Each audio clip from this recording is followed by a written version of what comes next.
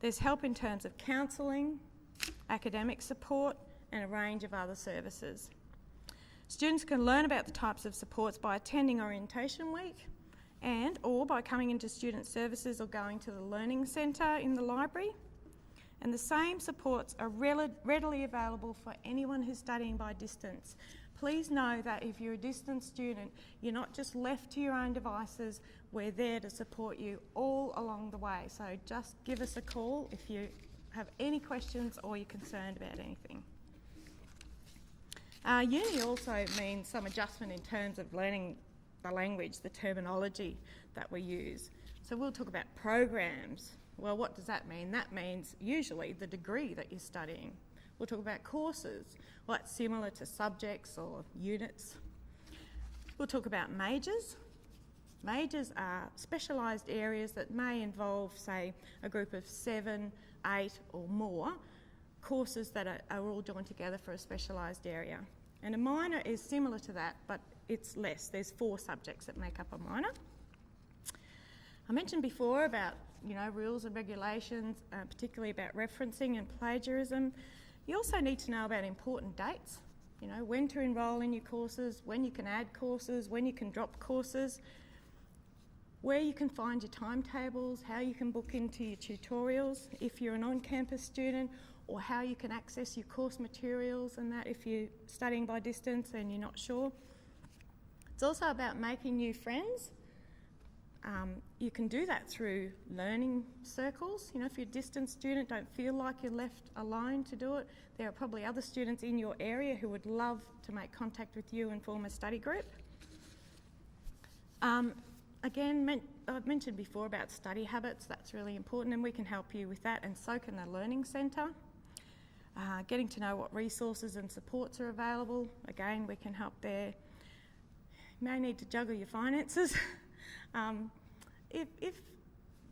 Sometimes our students come straight from home to uni and they really don't have much idea about budgeting, or they have a wonderful time going out and having fun, and then they come in and they say, I've got no money, I've got no food.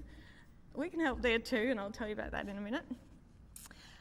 Basically, it's about having fun, enjoying a balanced life, trying to adjust to being away from your parents and family, and looking after yourself physically and psychologically.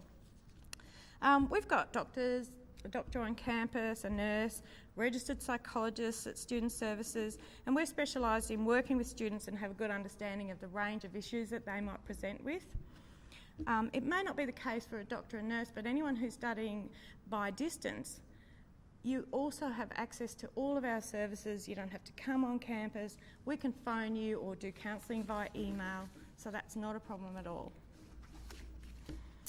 If you're considering your child, say, moving from where you live now to living on campus, or living in Toowoomba and studying on campus, there are a few different options. We've got 3 residential colleges. They range from about $230 to $240 a week, and that includes food, and I think they even get someone to make their beds for them, clean their room. How good is that? We've also got private residential complexes. They usually, like the student village, will house, say, 5 students in one apartment.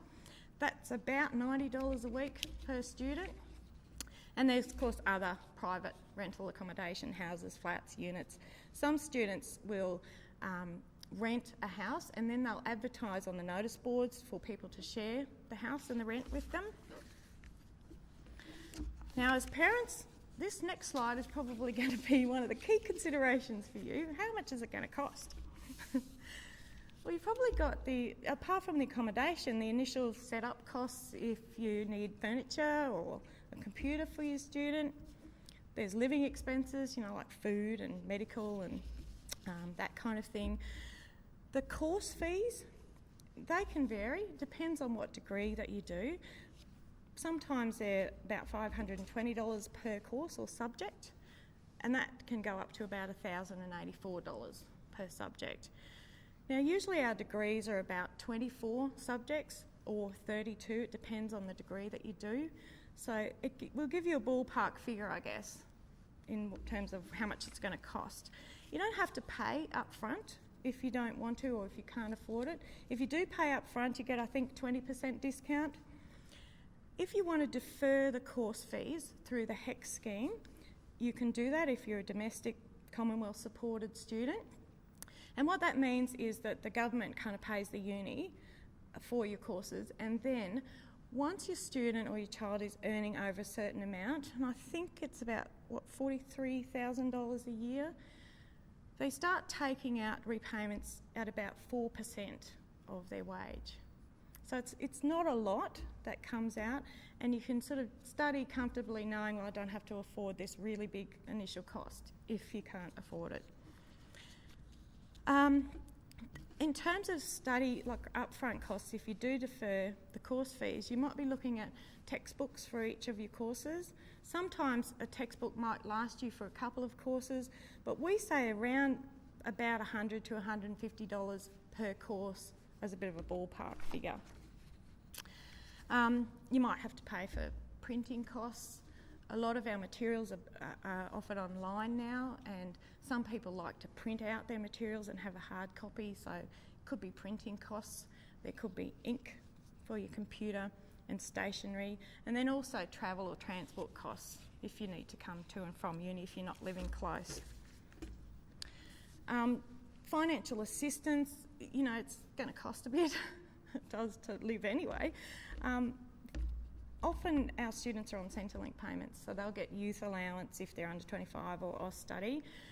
I don't know what the eligibility criteria are, and I'm not in a position to give that information. So I really encourage you to contact Centrelink and just find out whether or not your child is eligible. Sometimes they need to prove they're independent or earn a certain amount of money a year, so just check it out with Centrelink. We've got scholarships at the USQ. So there are a range of different scholarships. Some are based on academic merit, but a lot of them are based on things like financial hardship, coming from a rural area, or other like personal difficulties. So always check out the scholarships, and I've got a link, or two links actually, on this slide. One to a USQ website about scholarships, and the other one to the My Future website, which is a big career information website that has, under the facts, a link to funding and awards and scholarships, so you can see a range of different scholarships that are available.